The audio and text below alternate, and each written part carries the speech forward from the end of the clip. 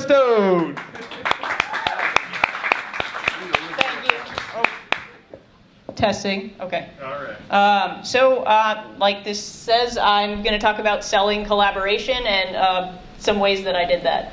So the agenda is going to be, I'm going to talk about myself very briefly so that you know who I am and why I might be talking about this. We're going to go over some organizational topologies and the problems that arise from them, potentially. Solutions that I attempted, the outcomes from those, and then hopefully get some time for lessons learned and then questions, which I guess everybody's going to come up and do questions. So who am I? I right now am a software engineer at Veracode. They're a security company, a software security company that basically can scan code or your running application for security vulnerabilities. As I alluded to before, I've been an active member of DevOps, or Boston DevOps, since 2014. I also love hiking, and I figured I should say something personal, but didn't really know what else to say. So there you have it. So let's talk about some organizational topologies. This is usually a picture of what I think like the startup world looks like. So you have development tasks, you have operations tasks. They're happening more or less in concert by one team. And this works really well if you have one organization centered around a specific product or service. However, as we see, as we know, this doesn't scale very well as your company grows, as you have multiple products, multiple services. So often this evolves into what I call the old world. This is the classic throw it over the wall picture that people talk about when they also show like the corn silos. I don't think I have to talk that much about this. So something that my team did is we decided to embark on a new world. And I don't know if folks are familiar with DevOpsTopologies.com, but I literally ripped these, yes, one. So I literally ripped these off of this, and it's really cool. I recommend checking that website out. So this is the topology that we decided to try. And what it basically is ops operates as infrastructure as a service, and then there is a smaller subset within the development team doing quote-unquote DevOps. And what that means is that they're focused around sort of operational features, metrics, monitoring, server provisioning, and other stuff like that. And they also serve as the primary point of contact for the operations team. This fit really well with what my team was trying to do. We were trying to take a monolithic application, split it up into microservices, and at the same time move from our data center to AWS. The team was me, the DevOps, as well as an architect, several developers, and a QA resource. So we were working in this new world for a while, and we were like, oh my God, this is so much better. Someone exists to ensure smooth communication with the operations team. Someone internal to the team can provide some expertise around operational stuff, so we don't even need to go to the operations team all the time. And really this led to just like less waiting for external dependencies in general. However, we noticed that there was still some pain associated with the change. We noticed that development efforts were occurring in silos, so our knowledge was poorly distributed. I was basically the only one who had any understanding of our infrastructure whatsoever. Our stories that we were supposedly agile, doing Scrum, moving through sprints, they lacked a clear definition of done. Basically, they weren't really stories, they were more tickets. You get some work, you do it, you move it to done.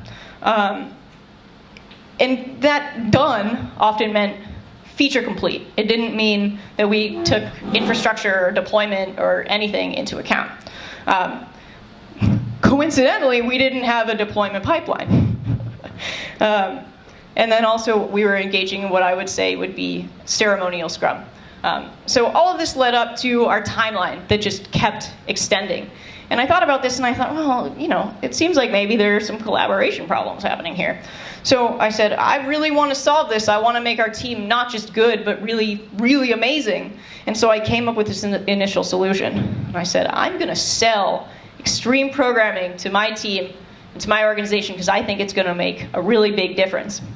So what did I do? I said, okay, I'm going to write a wiki article about it. I'm going to write the most persuasive, most well-written wiki article, and I'm going to send it out to everybody, and they're going to read it, and they're going to think, oh my God, we have to do this. So just a raise of hands, who here think that this worked? Yeah, exactly. It didn't work at all, right? I got a few pats on the back of like, wow, this was really well written. This is a lot for me to chew on. But nothing happened. So what were the problems with that? First and foremost, I did it by myself. I was like, cool, I'm going to write this. I know what's best. I'm just going to do it.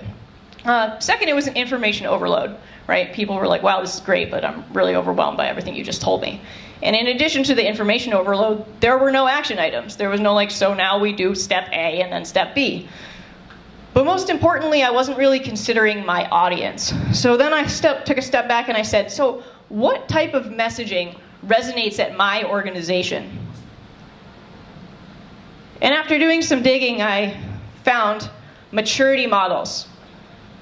So I don't know if people here, raise of hands who here knows what a maturity model is, like at the basic. Okay, so there's some up, some down. But basically, it's a business assessment tool that usually has a fixed number of maturity steps or levels that are associated with certain characteristics. So basically, when you move across, either from left or to right, you're moving across different stages of IM or maturity. So I was like, okay, I have this idea for the value delivery maturity model. I thought that like the business people would just love the name of that, so that's why I named it that way. But as you can see, there are 4 main parts: business, technology, process, and people. And I want to give a shout out to Amin, because some of this was very much inspired by your talk that you gave at DevOps Boston, so thank you. And then at the base level, it has different stages that you move through. In addition to this, each section can have various subsections. So within business, you might have something like customer experience or whatever you decide is right for your organization, your team. But to give an example about how this might work is to take the idea of the team having poorly distributed knowledge. Well, maybe in the process section, I have a knowledge distribution subsection where the base part of this model is that the team documents what each team member knows. Then an intermediate place on the model might be that the team has identified where there are single points of failure, and then works to retroactively address these by distributing knowledge. And then in the advanced column, it might be something like the team uses techniques to proactively distribute knowledge, such as pair programming, code reviews, like team code reviews, mob programming, stuff like that. To give another example that doesn't just have to do with internal to development coordination, you could have something around the team definition of done being inconsistent that has to do with like the business section and a subsection of customer experience. So that could be centered around, well, let's say the base is that the customer experience is entirely absent or inconsistent.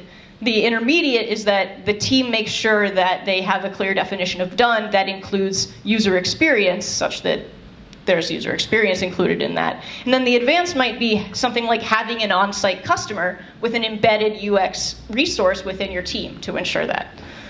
So creating this model, how did this happen? The first thing I did was I made sure I didn't do it by myself like the last time.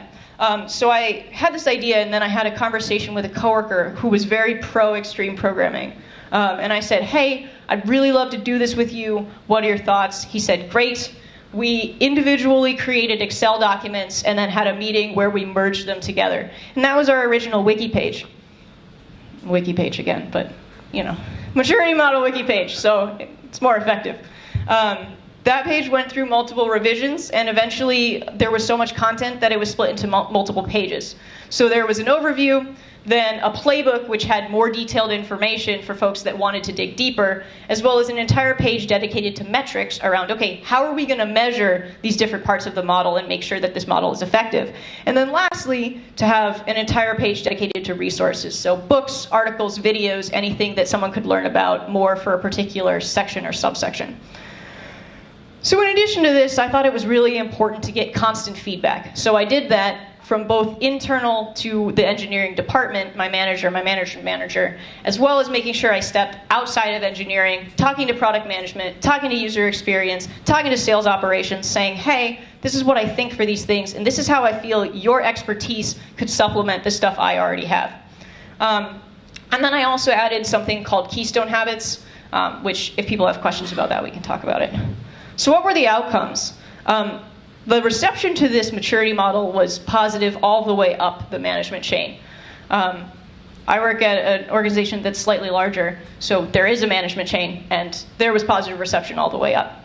Additionally, I was given permission to pilot the program with my current team, and I've already seen that there's an increased focus on measurement, so making sure we're measuring the right things and making sure we're measuring them right, and then also an increased focus on Agile.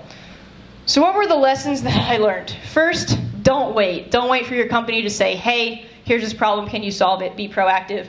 Don't wait for the right words, don't wait for the right time, just try stuff out. Second, consider your context. A wiki page that was lots of content, but not a maturity model, was not the right content for my context. Also, involve other people, particularly if you can find sponsors, or ideally multiple sponsors. These people can help elevate what you want to do at a higher level than you have access to. Also, walk the road by walking. So I made a model to help with collaboration by collaborating, right? And then also, I wasn't afraid to experiment and say, okay, well, is this going to work? If not, okay, we'll try something else. And lastly, the idea of building success. So taking something to a coworker, getting their feedback, feeling positive, feeling like that was a win, and taking that to build continued success. So that's all I have. We'll now have time for questions and feedback, and you can contact me. Laura, that was amazing.